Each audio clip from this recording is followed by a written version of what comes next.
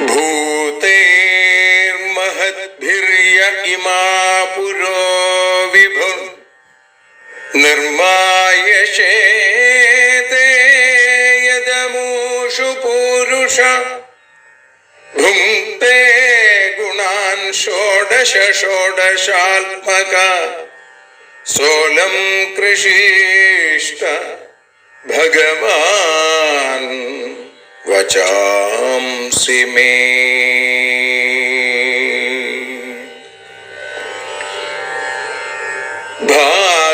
ഭാഗവതത്തെ അറിയാൻ ഈ ഭാഗവതത്തിൽ അലിയാൻ, ഭാഗവതത്തെ അറിയാൻ ശ്രീമദ് ഭാഗവതത്തിൽ അലിയാൻ, ലക്ഷ്യമതും മാത്രം ഹരിയിൽ ഭക്തിയുണർത്തും സംഗീതം ഹരിനാമലഹരി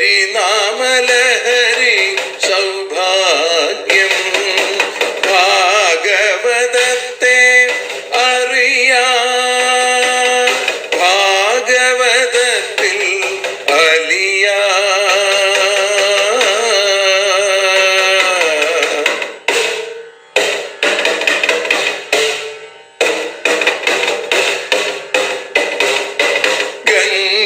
ഗംഗാപതിയുടെ പുത്രൻ സുന്ദര ഗണനായകനോ തുണ ചെയ്യൂ. ഗംഗാപതിയുടെ പുത്രൻ സുന്ദര ഗണനായകനോ തുണ ചെയ്യൂ. വീണയിൽ സംഗീത സാഗരം തീർക്കുന്ന വാണീദേവിയും കാക്കേണേ എന്നിൽ ഭാഗവത കഥ നിറയേണേ. ഭാഗവതത്തെ അറിയാൻ ഭാഗവതത്തിൽ അലിയാൻ.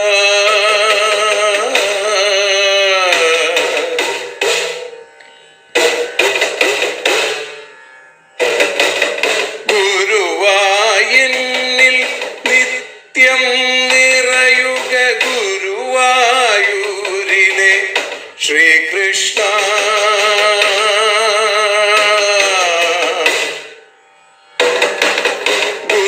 ഗുരുവായൂരിൽ നിത്യം നിറയുക ഗുരുവായൂരിലെ ശ്രീകൃഷ്ണ.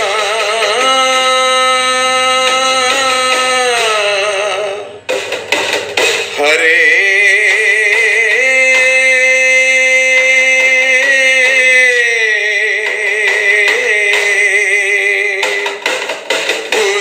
ഗുരുവായൂരിൽ നിത്യം നിറയുക ഗുരുവായൂരിലെ ശ്രീകൃഷ്ണ.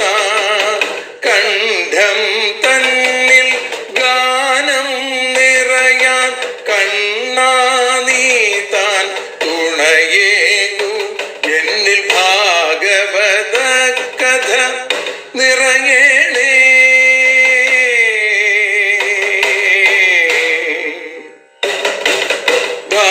ഭാഗവതത്തെ അറിയാൻ ഭാഗവതത്തിൽ അലിയാൻ.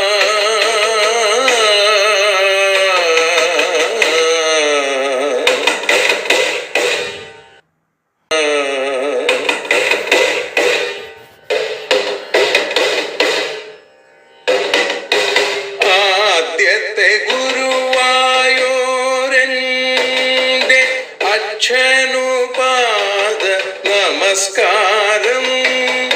ആദ്യത്തെ ഗുരുവായൂരനുടെ അച്ഛനുപാദ നമസ്കാരം.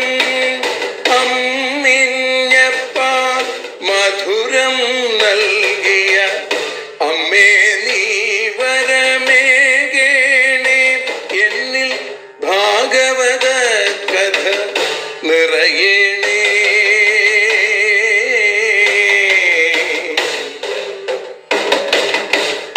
ഭാഗവതത്തെ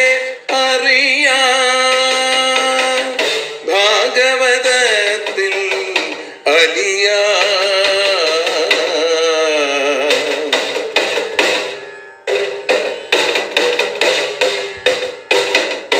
ശ്രീഹരി തന്നുടെ കഥകൾ നിറയും ശ്രീമദ് ഭാഗവത സ്മൃതിയിൽ. ശ്രീഹരി തന്നുടെ കഥകൾ നിറയും ശ്രീമദ് ഭാഗവത സ്മൃതിയിൽ. ശ്രീകൃഷ്ണാനിൻ കീർത്തനമലരുകൾ ശ്രീപാദത്തിൽ അർച്ചിക്കാം. എന്നിൽ ഭാഗവത കഥ നിറയേണേ.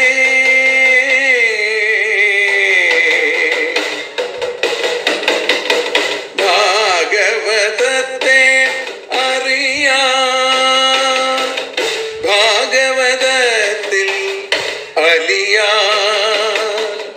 ലക്ഷ്യമതൊന്നു മാത്രം ഹരിയിൽ ലഹരിയുണർത്തും സംഗീതം. ഭക്തിയുണർത്തും സാഫല്യം. ഭക്തിയുണർത്തും സൗഭാഗ്യം. ഭാഗവതത്തെ അറിയാ,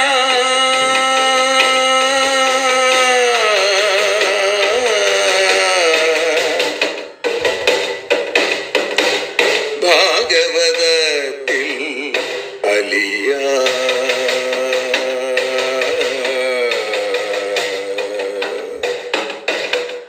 ഭാഗവതത്തിൽ അലിയാ.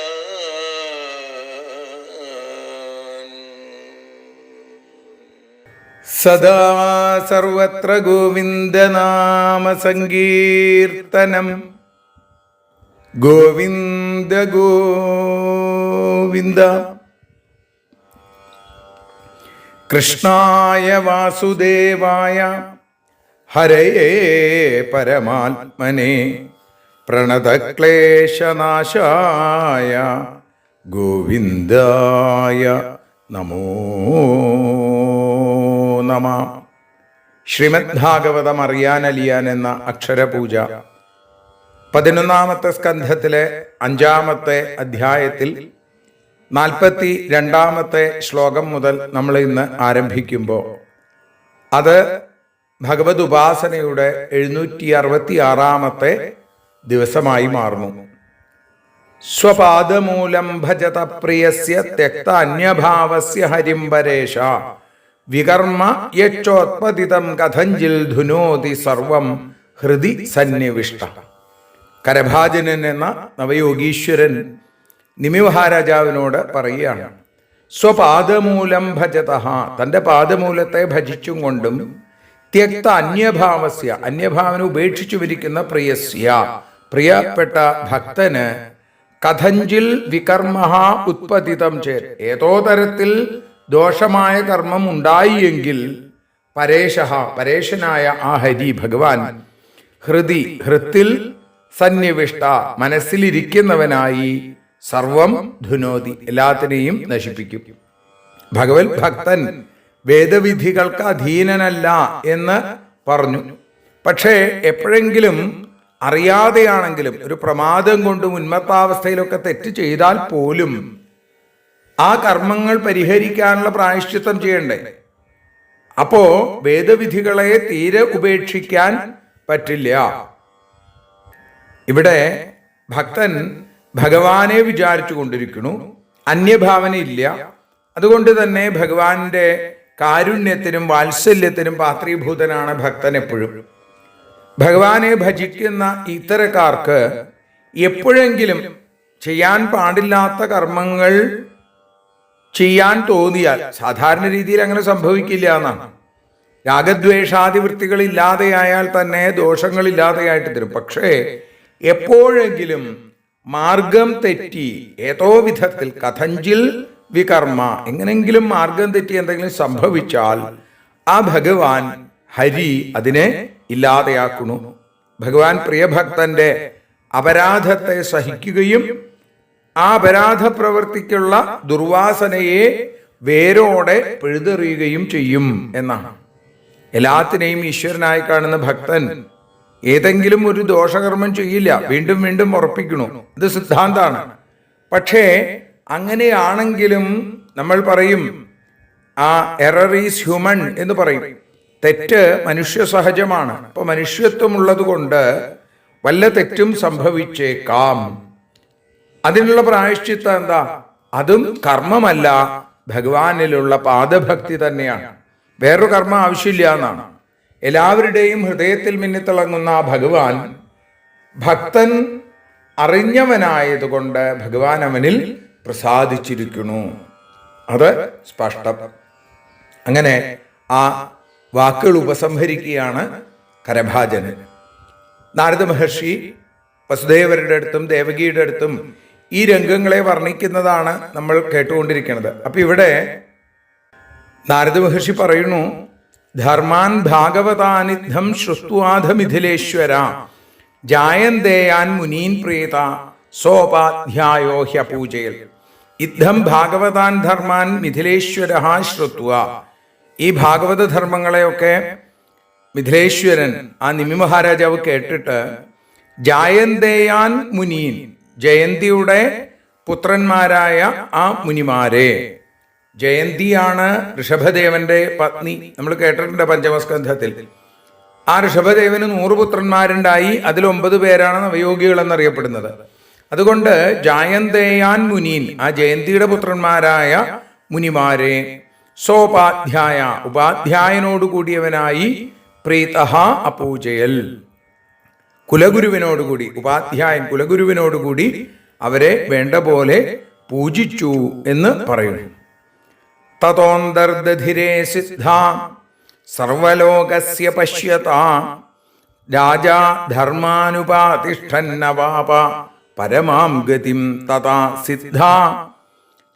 അതിനുശേഷം കവി തുടങ്ങിയ ആ സിദ്ധന്മാരെ യോഗികൾ സർവലോകസ്യ പശ്യത, എല്ലാവരും നോക്കിക്കൊണ്ടിരിക്കെ അന്തർദധിരെ, അന്തർധാനം ചെയ്തു. അവരൊക്കെ മറഞ്ഞു, അല്ലെങ്കിൽ അവർ യാത്രയായി. രാജാവ് ധർമാൻ ഉപാധിഷ്ഠാൻ, അവിടെ ഭാഗവത ധർമ്മങ്ങളെ ഉപാധിഷ്ഠൻ, അതിനെ അനുഷ്ഠിക്കുന്നവനായിട്ട് പരമാം ഗതിം അവാപ, പരമമായ ഗതി നേടി എന്ന് പറയുന്നു. അങ്ങനെ നിമി മഹാരാജാവ് മുക്തി പ്രാപിച്ചു. ത്വമപ്യേതാൻ മഹാഭാഗ ധർമാൻ ഭാഗവതാൻ ശ്രുതാൻ ആസ്ഥിത ശ്രദ്ധയായുക്തോ നിസ്സംഗോ യാസ്യസേ പരം. മഹാഭാഗ, ഹേ ഭാഗ്യശാലിയായിരിക്കുന്ന വസുദേവ, ത്വം അപി, അങ്ങും, ശ്രുതാൻ ഏതാൻ ഭാഗവതാൻ ധർമാൻ, ഇപ്പോൾ കേട്ട ഈ ഭാഗവത ധർമ്മങ്ങളെ, ശ്രദ്ധയാ യുക്ത, ശ്രദ്ധയോടുകൂടിയവനായി, ആസ്ഥിത, അനുഷ്ഠിക്കുന്നവനായിട്ട്, നിസ്സംഗ പരം യാസ്യസേ, ആസക്തിയില്ലാത്തവനായി പരമപദത്തെ പ്രാപിക്കും. അപ്പോ അങ്ങും ആ നിമി മഹാരാജാവിനെ പോലെ തന്നെ ഭാഗവത ധർമ്മങ്ങളെ കേട്ടില്ലേ? അങ്ങനെ ഈ ഭാഗവത ധർമ്മങ്ങൾ, കർമാനുഷ്ഠാനങ്ങൾ ആദ്യം ചെയ്യുകയും തുടർന്ന് എല്ലാം ഭഗവാനാണ് എന്ന നിലയിലേക്ക് കർമ്മവിമുക്തിയും കർമ്മവിശുദ്ധിയൊക്കെ നേടുക എന്നുള്ളതാണ്. അതുകൊണ്ട് അങ്ങും പരമപദത്തിലേക്ക് എത്തും.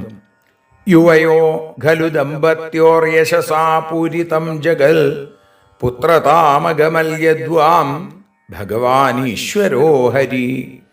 യത് ഈശ്വര, ഏത് കാരണമായിട്ടാണോ ഈശ്വരനായ ഭഗവാൻ ഹരി, വാം പുത്രതാം അഗമൽ, നിങ്ങളുടെ പുത്രനാവൂ എന്ന അവസ്ഥയിലേക്ക് എത്തിയത്, യത് എന്നത് യാതൊന്നോ, അതുകൊണ്ട് ദമ്പത്യോ യുവയോ, ദമ്പതിമാരായിരിക്കുന്ന നിങ്ങളുടെ രണ്ടുപേരുടെയും യശസ ജഗത് പൂരിതം, നിങ്ങളുടെ കീർത്തി കൊണ്ട് ലോകം നിറയപ്പെടും എന്നാണ്. ഇതിപ്പോ അങ്ങയോട് പറഞ്ഞത് ഭാഗവത ധർമ്മങ്ങൾ ശാസ്ത്രരീതി അനുസരിച്ച് ഇങ്ങനെയാണെന്നൊക്കെ പറഞ്ഞു. സത്യത്തിൽ നിങ്ങൾക്ക് ഇതിന്റെ വല്ല ആവശ്യമുണ്ടോ? ഇല്ല. കാരണം നിങ്ങളുടെ പുത്രഭാവത്തിൽ ഭഗവാൻ തന്നെയാണ് അവതരിച്ചത്. ഭാര്യാഭർത്താക്കന്മാരായിരിക്കുന്ന നിങ്ങളുടെ പുത്രനായി ഭഗവാൻ പിറക്കുമ്പോ അതുകൊണ്ട് തന്നെ നിങ്ങൾ ഭാഗവത ധർമ്മങ്ങളെ അറിയാതെയാണെങ്കിലും മനസ്സിലാക്കിയ ആളുകളാണ്. അല്ലെങ്കിൽ ഭഗവാൻ ഇങ്ങനെ ഇത്രയും വലിയൊരു ഭാഗ്യം നിങ്ങൾക്ക് തരില്ല. അതാണ് കഴിഞ്ഞ ആ ശ്ലോകത്തിന്റെ ആദ്യത്തിൽ പറഞ്ഞു മഹാഭാഗ എന്ന് വിളിച്ചത്. അപ്പൊ അതുകൊണ്ട് നിങ്ങളുടെ കീർത്തി ലോകം മുഴുവൻ പരക്കും, ലോകം മുഴുവൻ നിറയും. ദർശനാലിംഗനാലാപൈ ശയനാസന ഭോജനൈ ആത്മാവാം പാവിത കൃഷ്ണേ പുത്രസ്നേഹം പ്രകുർവതോ.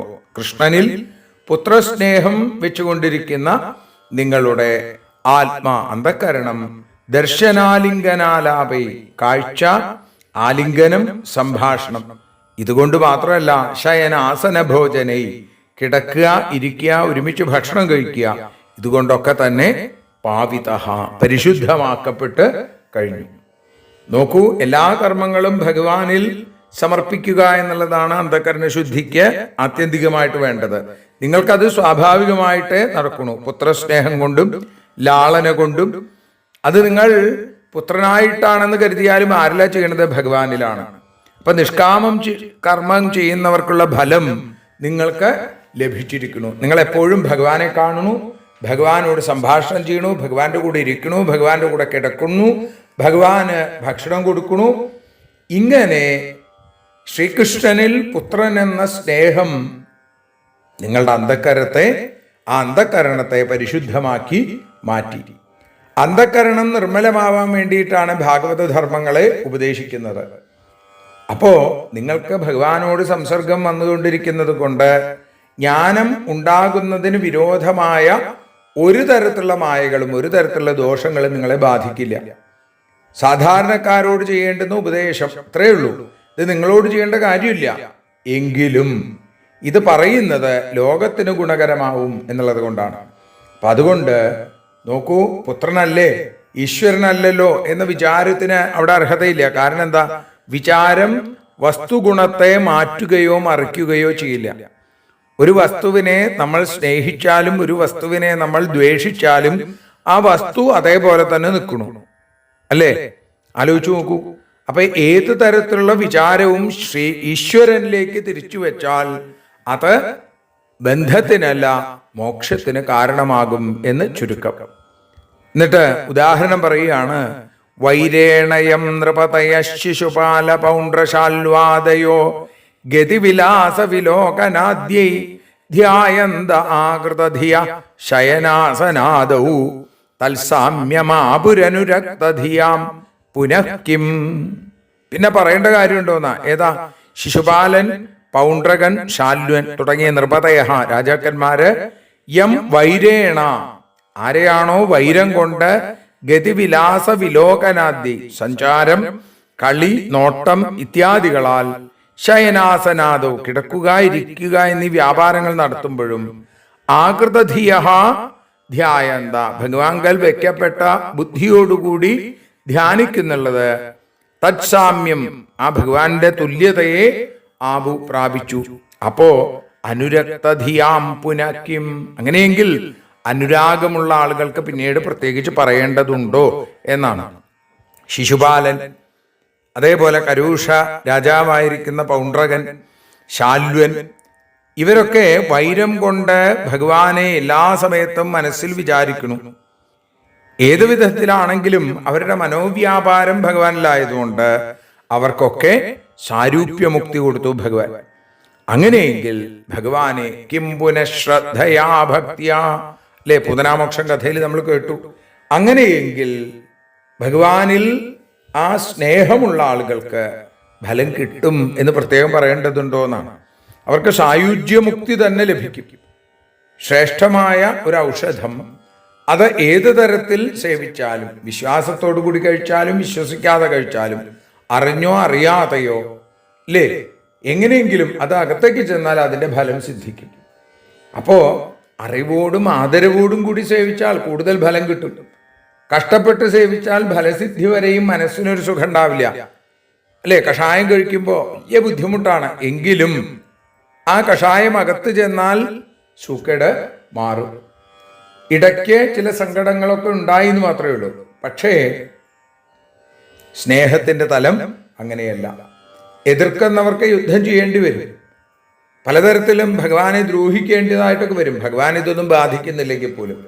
അപ്പോ എപ്പോഴുമുള്ള ധ്യാനം കൊണ്ട് ആദിമധ്യാവസാനങ്ങളിലും ഒരേപോലെ സദ്ഫലം ഈ ഭഗവത് സ്മരണയുള്ള ആൾക്ക് ലഭിക്കുക തന്നെ ചെയ്യും.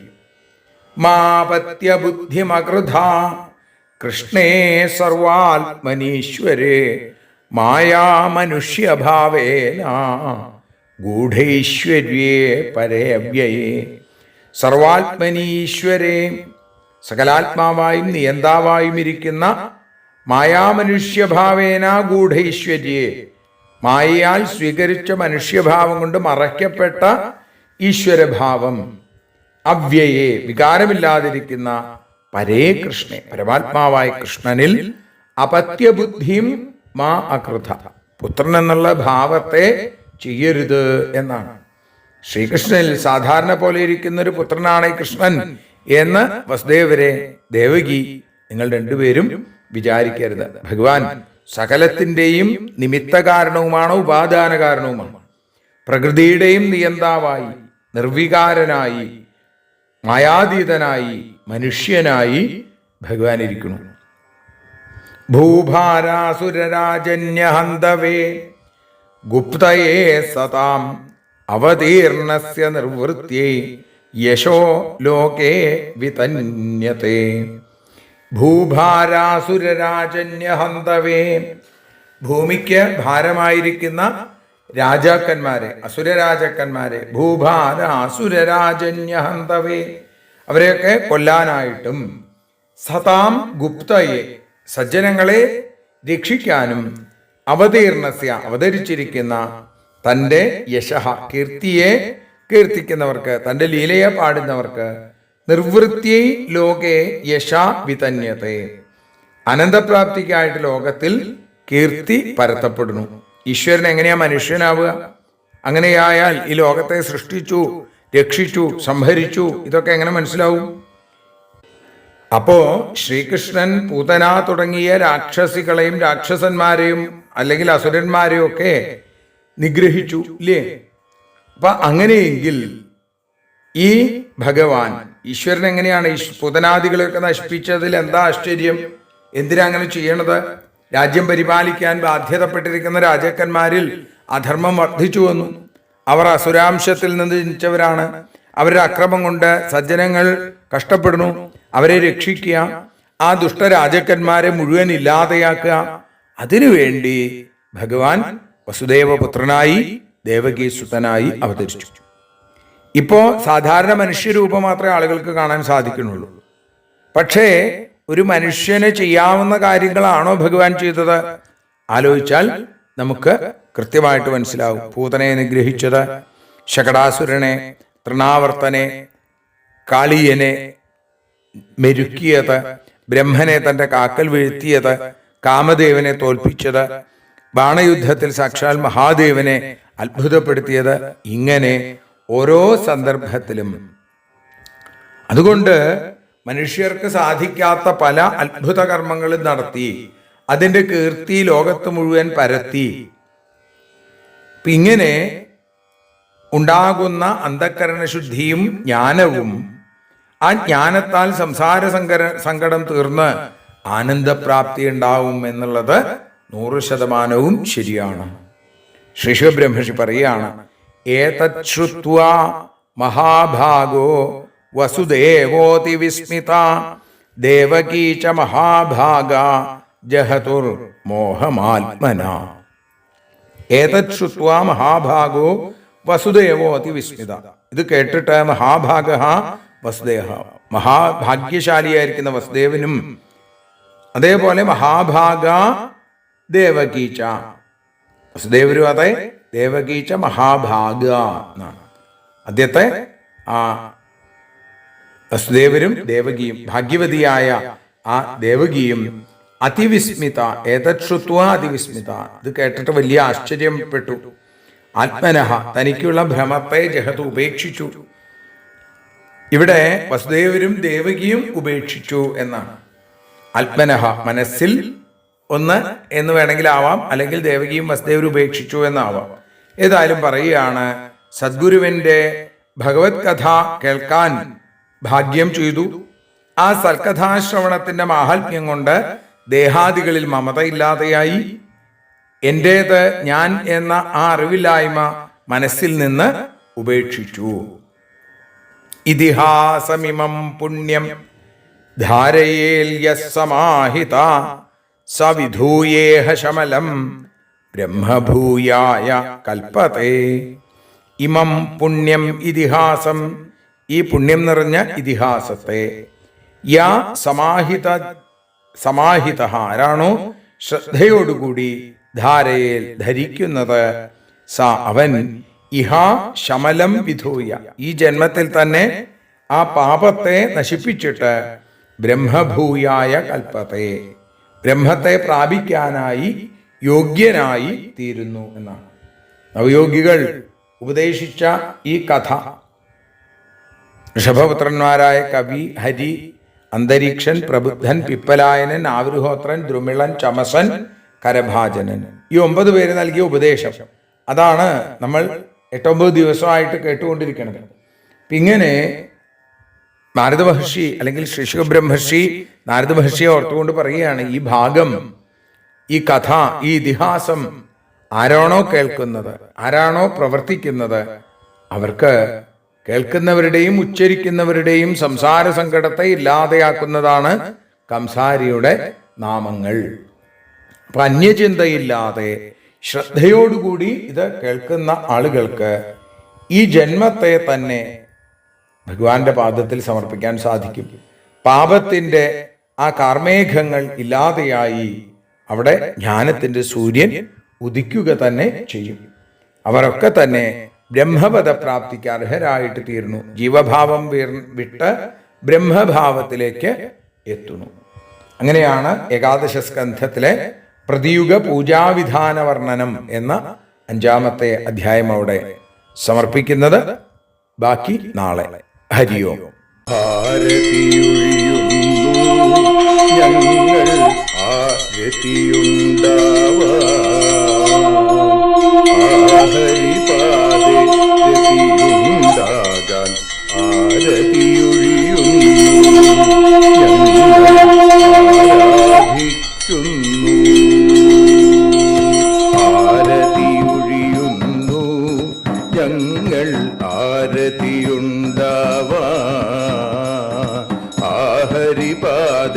രതിയുണ്ടാകാൻ ആരതിയൊഴിയുന്നു, ഞങ്ങൾ ആരാധിക്കുന്നു. ശ്രീമദ് ഭാഗവതം പുണ്യം പാവനമാം ഗ്രന്ഥം, ശ്രീശുകമാമുനി പാടിയ ഗീതം നൽകുന്നു മുക്തി, സതതം നൽകിയിടും ഭക്തി. പാപികളെന്നാലും നിത്യം രക്ഷിക്കും ഗ്രന്ഥം, പരമാനന്ദ സുധാരസമയമി ഹരിലീലാസാരം, നിത്യം വേദത്തിൻ സാരം.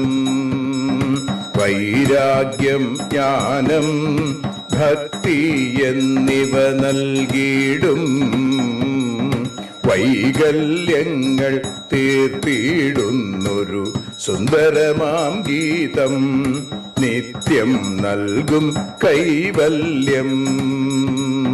കലിമലമഥനി പാപവിനാശിനി, സതതം സേവയ ചെയ്യുന്നോർക്കോ സുഖകാരിണി ഗ്രന്ഥം, നിത്യം നൽകും സായുജ്യം. ആരതിയൊഴിയുന്നു ഞങ്ങൾ ആരതിയുണ്ടാവാൻ, ആരതിയൊഴിയുന്നു ഞങ്ങൾ ആരതിയുണ്ടാവാൻ. ആഹരിപാദേ രതിയുണ്ടാകാൻ ആരതിയൊഴിയുന്നു, ഞങ്ങൾ ആരാധിക്കുന്നു. ഞങ്ങൾ ആരതിയൊഴിയുന്നു, കണ്ണ ആരാധിക്കുന്നു.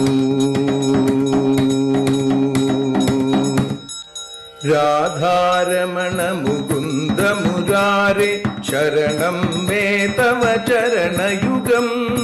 പവനപുരേശ രാധാ കൃഷ്ണ ശരണം മേ തവ ചരണയുഗം.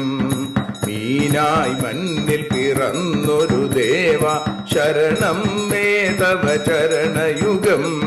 കച്ഛപരൂപമെടുത്തൊരു ദേവ ശരണം മേ തവ ചരണയുഗം. സൂകരഭാവമണിഞ്ഞൊരു ദേവ ശരണം മേ തവ ചരണയുഗം. നരഹരി രൂപമെടുത്തൊരു നാഥ ശരണം മേ തവ ചരണയുഗം. വാമനനായി വിളങ്ങിയ ദേവ ശരണം മേ തവ ചരണയുഗം. ഭാർഗവരാമനതായൊരു ദേവ ശരണം മേ തവ ചരണയുഗം. ദശരഥനന്ദനായൊരു ദേവ ശരണം മേ തവ ചരണയുഗം. ബലമേറുന്നൊരു രാമനാഥ ശരണം മേ തവ ചരണയുഗം. ദേവകി നന്ദന വസുദേവാത്മജ ശരണം മേ തവ ചരണയുഗം. യശോദതനയാ സുന്ദര രൂപ ശരണം മേ തവ ചരണയുഗം. ദ്വാരകവാസാരുക്മിണികാന്ത ശരണം മേ തവ ചരണയുഗം. കലികാലത്തിൽ കൽക്കിയും നീയേ ശരണം മേ തവ ചരണയുഗം. രാധാരമണ മുകുന്ദ മുരാരേ ശരണം മേ തവ ചരണയുഗം. പവനപുരേശ രാധാ കൃഷ്ണ ശരണം മേ തവ ചരണയുഗം. ചോറ്റാനിക്കര വാഴും ദേവി ശരണം മേ തവ ചരണയുഗം. സാംബ സദാശിവ ശംഭോ ശങ്കര ശരണം മേ തവ ചരണയുഗം. ഹരിഹരപുത്ര ആശ്രിതമിത്ര ശരണം മേ തവ ചരണയുഗം. സദ്ഗുരുനാഥ ഗുണപരിപൂർണ ശരണം മേ തവ ചരണയുഗം. മൂഷിക വാഹന മോദകഹസ്ത ശരണം മേ തവ ചരണയുഗം. ഭക്തജനപ്രിയ ഭാഗവത പ്രിയ ശരണം മേ തവ ചരണയുഗം. രാധാരമണ മുകുന്ദ മുരാരേ ശരണം മേ തവ ചരണയുഗം. ഗുരുപവനപുരേശ രാധാകൃഷ്ണ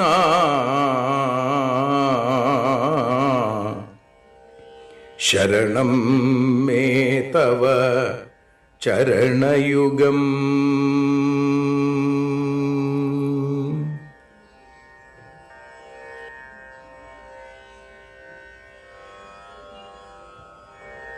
യദക്ഷരപദഭ്രഷ്ടം മാത്രാഹീനം തു യദ്ഭവേൽ തത്സർവം ക്ഷമ്യതാം ദേവ നാരായണ നമോസ്തുതേ. വിസർഗബിന്ദുമാത്രാണി പദപാദാക്ഷരാണി ച ന്യൂനാനി ചാതിരിക്താനി ക്ഷമസ്വ പുരുഷോത്തമ. മന്ത്രഹീനം ക്രിയാഹീനം ഭക്തിഹീനം ജനാർദ്ദന യൽപൂജിതം മയാ ദേവ പരിപൂർണം തദസ്തു തേ. കായേന വാചാ മനസേന്ദ്രിയൈർവാ ബുദ്ധ്യാത്മനാ വാ പ്രകൃതേ സ്വഭാവാൽ കരോമി യദ്യൽ സകലം പരസ്മൈ നാരായണായേതി സമർപ്പയാമി.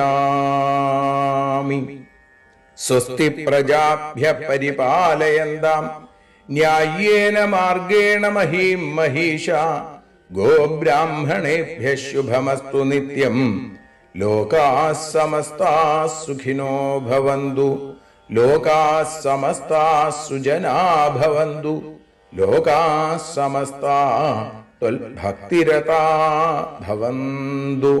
സർവേ ഭവന്തു സുഖിനഃ സർവേ സന്തു നിരാമയാം. സർവേ ഭദ്രാണി പശ്യന്തു മാ കശ്ചിൽ ദുഃഖഭാഗ് ഭവേൽ. അസതോ മാ സദ്ഗമയ തമസോ മാ ജ്യോതിർഗമയ മൃത്യോർമാ അമൃതം ഗമയ. ഓം ശാന്തി ശാന്തി ശാന്തി. ഹരി ഓം.